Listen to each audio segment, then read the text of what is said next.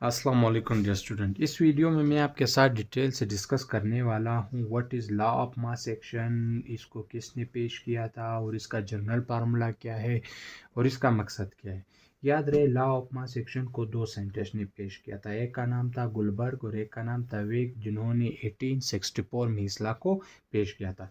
इस लॉ का मकसद था कि how rate of chemical reaction is affected by concentration of reactant। मतलब केमिकल रिएक्शन का जो स्पीड है, जिसको रेट ऑफ केमिकल रिएक्शन भी कहेंगे, इसके ऊपर कंसंट्रेशन का क्या असर पड़ता है। यानी कंसंट्रेशन इसको इंक्रीज कर सकता है, डिक्रीज कर सकता है, या इसके ऊपर कोई असर नहीं डालता। इस रिलेशनशिप को पढ़ने के लिए गुलबर्ग और वेग साहब ने 1864 में लॉ ऑफ मास एक्शन को प्रपोज किया था। तो याद रहे, इस लॉ के मुताबिक, इस लॉ का डेफिनेशन है the rate of a chemical reaction is directly proportional to the product of active masses of reactant. यानी केमिकल रिएक्शन का जो रेट है, जो स्पीड है, वो डायरेक्ट रिलेशन रखता है एक्टिव मासेस ऑफ रिएक्टेंट के साथ। कैसे? फॉर एग्जांपल, हमारे पास हाइड्रोजन है, इसका रिएक्शन होता है आयोडीन के साथ, ये मिल करके बनाते हैं हाइड्रोजन आयोडाइड।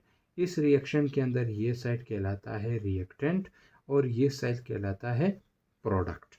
अब ये जो हाइड्रोजन का कंसंट्रेशन पर्स करें, हम लोग लेते हैं 1000 मोल, और आयोडीन का भी कंसंट्रेशन लेते हैं 1000 मोल, और ये 1000 मोल मिल करके यहाँ पे बनाता है 1000 मोल ऑफ हाइड्रोजन आयोडाइड। याद रहे, ये जो कंसंट्रेशन हम लोगों ने इस रिएक्शन के अंदर ली है, इस कंसंट्रेशन को हम लोग कहते हैं टोटल कंसंट्रेशन। इसको हम कहते हैं टोटल कंसंट्रेशन है। ये देखिए, 1000 मोल इसके लिए, 1000 मोल इसके लिए। जब इन दोनों का रिएक्शन आपस में स्टार्ट होता है तो इसके 1000 में से टोटल मॉलिक्यूल जो है रिएक्शन में हिस्सा नहीं लेता। जस्ट इस 1000 में से 500 मोल इसका रिएक्शन में हिस्सा ले रहा है और इसका भी 500 मोल हिस्सा ले रहा है, और ये 500 मोल एक दूसरे के साथ रिएक्ट करके 1000 मोल क्या बना रहा है? हाइड्रोजन आयोडाइड का।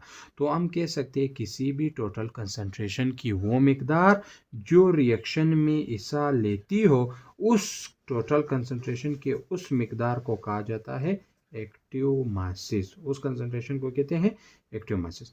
एक्टिव मासेस क्या है?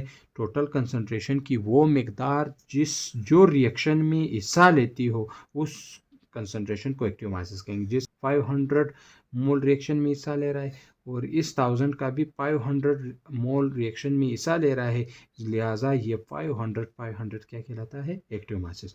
एक्टिव मासेस को हम लोग स्क्वायर ब्रैकेट से जाहिर करते हैं और इसका जो यूनिट होता है वो है मोल पर डीएम क्यूब। मोल पर डीएम क्यूब इसका यूनिट होता है। तो गुलबर्ग और वेग साहब ने कहा कि लॉ ऑफ मास एक्शन के अंदर जो rate of a chemical reaction है वो बेसिकली एक्टिव मासेस पे डिपेंड करता है, टोटल कंसंट्रेशन पे डिपेंड नहीं करता।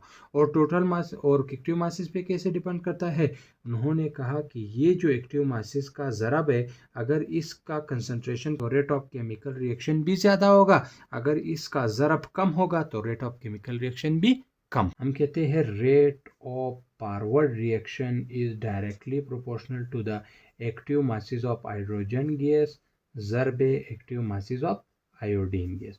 मतलब अगर एक्टिव मासेस ऑफ हाइड्रोजन और आयोडीन का ज़रब ज़्यादा होगा तो रेट ऑफ फॉरवर्ड रिएक्शन भी ज़्यादा होगा। मतलब मैंने कहा था कि ये हाइड्रोजन है और ये आयोडीन है, ये आपस में मिल करके हाइड्रोजन आयोडाइड बनाते हैं, हाइड्रोजन आयोडाइड। अगर इन दोनों का, सही है, इन दोनों का यानी हाइड्रोजन और आयोडीन का एक्टिव मासेस का ज़रब ज़्यादा होगा तो ये इनका जो स्पीड होगा, जो रेट होगा हाइड्रोजन आयोडाइड में कन्वर्ट होने का, यानी इस रेट ऑफ फॉरवर्ड रिएक्शन भी ज़्यादा होगा। और अगर इन्हीं का रेट यानी एक्टिव मासेस का ज़रब कम होगा तो रेट ऑफ फॉरवर्ड रिएक्शन भी क्या होगा?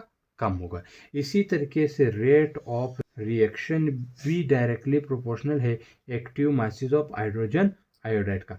अगर हाइड्रोजन व आयोडाइड का एक्टिव मासेस का कंसंट्रेशन ज़्यादा होगा तो रेट ऑफ रिवर्स रिएक्शन भी ज़्यादा होगा, मतलब ये वापस जल्दी हाइड्रोजन और आयोडीन में कन्वर्ट होगा। और अगर इसका ज़रब कम होगा तो रेट ऑफ रिवर्स रिएक्शन भी कम होगा। इसको हम लोग कहते हैं लॉ ऑफ मास एक्शन।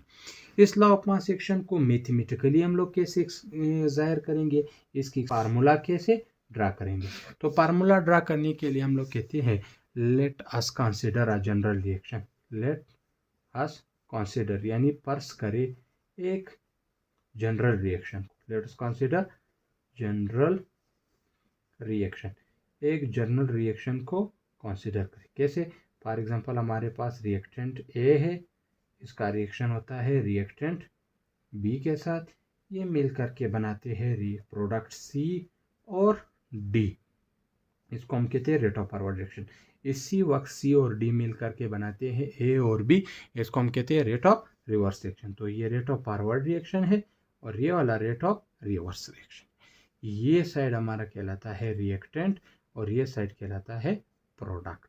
तो हम लोगों ने पढ़ा rate of forward reaction is directly proportional to the active masses of active masses of reactant.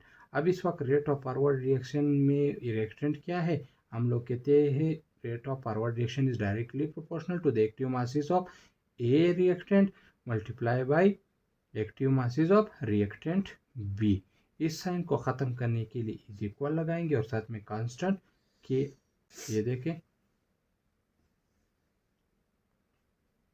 तो इस तरीके से हम लोग प्रोपोर्शनलिटी साइन ख़त्म कर लेंगे। तो रेट ऑफ फॉरवर्ड का फार्मूला हो जाएगा के आर ए का concentration multiply by B concentration. इसी तरीके से हम लोग कह सकते हैं कि rate of reverse reaction is directly proportional to the active masses of C multiply by active masses of D. अब इस साइन को ख़त्म करने के लिए इज इक्वल का साइन लगाएंगे और प्रोपोर्शनलिटी कांस्टेंट के आर लगा देंगे। ये सी का कंसंट्रेशन मल्टीप्लाई बाय डी का कंसंट्रेशन। तो ये रेट ऑफ रिवर्स रिएक्शन का फार्मूला हो जाएगा। तो हमारे पास 2 इक्वेशन आ गई। ये इक्वेशन 1 हुआ और ये इक्वेशन नंबर 2 है केमिकल इक्विलिब्रियम में कि rate of forward reaction is equal to rate of reverse reaction. इसको हम लोग कहते हैं at chemical equilibrium. Chemical equilibrium में हम लोगों ने पढ़ा था कि रेट ऑफ फॉरवर्ड रिएक्शन बराबर हो जाती है rate of reverse. Rate of forward reaction का फार्मूला है के एफ ए का कंसंट्रेशन मल्टीप्लाई बाय बी का कंसंट्रेशन और रेट ऑफ रिवर्स रिएक्शन का फार्मूला है के आर सी का कंसंट्रेशन मल्टीप्लाई बाय डी का कंसंट्रेशन। और मैथ का रूल है जो यहाँ पे मल्टीप्लाई हो रहा है वो वहाँ जा करके डिवाइड हो जाएगा, जो वहाँ पे मल्टीप्लाई हो रहा है वही साइड पे आकर के डिवाइड हो जाएगा। तो हम कह सकते हैं कि एफ डिवाइडेड बाय के आर इज इक्वल टू, ये देखो सी का कंसंट्रेशन मल्टीप्लाई बाय डी का कंसंट्रेशन। ये वाला फैक्टर सारा आकर के इसके नीचे डिवाइड हो जाएगा, ए का कंसंट्रेशन मल्टीप्लाई बाय बी का कंसंट्रेशन। याद रहे के एफ फॉरवर्ड रिएक्शन का कांस्टेंट था, के आर रिवर्स रिएक्शन का कांस्टेंट है। ये एक और कांस्टेंट के बराबर है जिसको के सी कहेंगे और के सी को हम लोग कहते हैं इक्विलिब्रियम कांस्टेंट। ये क्या होता है, इसकी यूनिट क्या होती है और इसको कैसे निकाला जाता है, ये मैं एक अलग वीडियो के अंदर आपके साथ डिस्कस करूंगा। फिलहाल इसकी जगह के सी पुट कर सकते हैं। तो के सी इज इक्वल टू हम लोग लिख सकते हैं यानी सी का कंसंट्रेशन मल्टीप्लाई बाय डी का कंसंट्रेशन, ए का कंसंट्रेशन मल्टीप्लाई बाय बी का कंसंट्रेशन। तो ये हमारे साथ फार्मूला हुआ इक्विलिब्रियम कांस्टेंट केसी का। किसके लिए, जब रिएक्टेंट हम लोग लिखते हैं when reactant and product, reactant and product are in solid और लिक्विड स्टेट।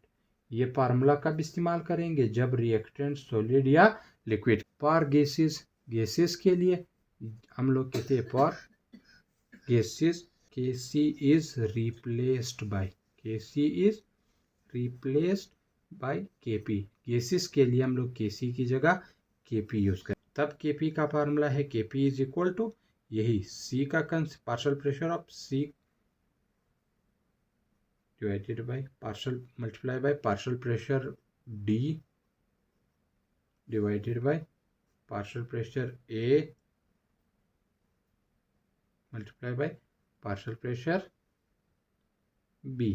यानी जब कोई भी रिएक्टेंट गैसियस स्टेट में होगा तो कंसंट्रेशन की जगह हम लोग पार्शियल प्रेशर यूज करेंगे। तो यहाँ पे आपका law of mass action complete हुआ। नेक्स्ट वीडियो में मैं आपके साथ डिटेल से डिस्कस करूंगा कि व्हाट इज इक्विलिब्रियम कांस्टेंट